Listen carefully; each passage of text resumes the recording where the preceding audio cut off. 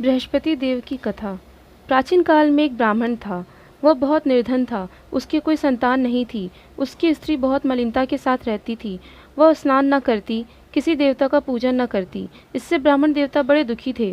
बेचारे बहुत कुछ कहते थे, किंतु उसका कुछ परिणाम न निकला। भगवान की कृपा से ब्राह्मण की स्त्री के कन्या रूपी रत्न पैदा हुआ। कन्या बड़ी होने पर प्रातः स्नान करके विष्णु भगवान का जाप व बृहस्पतिवार का व्रत करने लगी। अपने पूजन पाठ को समाप्त करके स्कूल जाती तो अपनी मुट्ठी में जौ भर के ले जाती और पाठशाला के मार्ग में डालती जाती।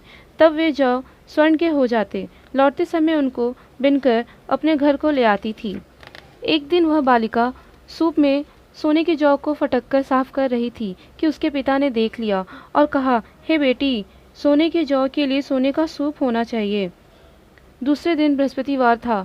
इस कन्या ने व्रत रखा और बृहस्पति देव से प्रार्थना करके कहा, मैंने आपकी पूजा सच्चे मन से की हो तो मेरे लिए सोने का सूप दे दो। बृहस्पति देव ने उसकी प्रार्थना स्वीकार कर ली। रोजाना की तरह वह कन्या जौ फैलाती हुई जाने लगी। जब लौटकर जौ बिन रही थी तो बृहस्पति देव की कृपा से उसे सोने का सूप मिला। उसे वह घर ले आई और उसमें जौ साफ करने लगी, परंतु उसकी माँ का वही ढंग रहा। एक दिन की बात है, वह कन्या सोने के सूप में जौ साफ कर रही थी। उस समय उस शहर के राजपुत्र वहां से होकर निकले।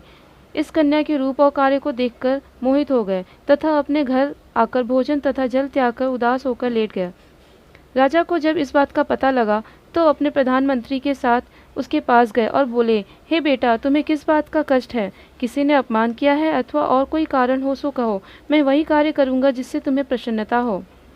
अपने पिता की राजकुमार ने बातें सुनी तो वह बोला, आपकी कृपा से किसी बात का दुख नहीं है, किसी ने मेरा अपमान नहीं किया है।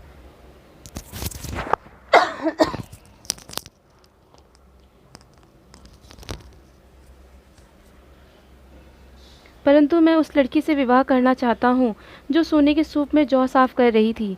यह सुनकर राजा आश्चर्य में पड़ा और बोला, हे बेटा, इस तरह की कन्या का पता तुम ही लगाओ, मैं उसके साथ तेरा विवाह अवश्य करा दूंगा।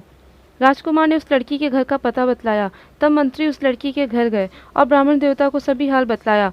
ब्राह्मण देवता राजकुमार के साथ अपनी कन्या का विवाह करने के लिए तैयार हो गए तथा विधि विधान के अनुसार ब्राह्मण की कन्या का विवाह उस राजकुमार के साथ हो गया।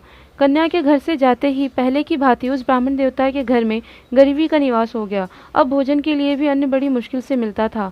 एक दिन दुखी होकर ब्राह्मण देवता अपनी पुत्री के पास गए। बेटी ने पिता की दुखी अवस्था को देखा और अपनी माँ का हाल पूछा। तब ब्राह्मण ने सभी हाल कहा। कन्या ने बहुत सा धन देकर अपने पिता को विदा कर दिया। इस तरह ब्राह्मण का कुछ समय सुखपूर्वक व्यतीत हुआ। कुछ दिन बाद फिर वही हाल हो गया। ब्राह्मण फिर अपनी कन्या के यहाँ गया और सारा हाल कहा तो लड़की बोली, हे पिताजी, आप माताजी को यहाँ लिवा लाओ, मैं उसे विधि बता दूंगी जिससे गरीबी दूर हो जाए। वह ब्राह्मण देवता अपनी स्त्री को साथ लेकर पहुँचे तो अपनी माँ को समझाने लगी, हे माँ, तुम प्रातःकाल प्रथम स्नान आदि करके विष्णु भगवान का पूजन करो तो सब दरिद्रता दूर हो जाएगी। परंतु उसकी माँ ने एक भी बात नहीं मानी और प्रातःकाल उठकर अपनी पुत्री के बच्चों की जूठन को खा लिया। इससे उसकी पुत्री को भी बहुत गुस्सा आया और एक रात को कोठरी से सभी सामान निकाल दिया और अपनी माँ को उसमें बंद कर दिया। प्रातःकाल उसे निकाला तथा स्नान आदि करा के पाठ करवाया तो उसकी माँ की बुद्धि ठीक हो गई और फिर प्रत्येक बृहस्पतिवार को व्रत रखने लगी। इस व्रत के प्रभाव से उसके माँ बाप बहुत ही धनवान और पुत्रवान हो गए और बृहस्पति देव जी की प्रभाव से इस लोक के सुख को भोग कर स्वर्ग को प्राप्त हुए। बोलो बृहस्पति भगवान की जय, विष्णु भगवान की जय।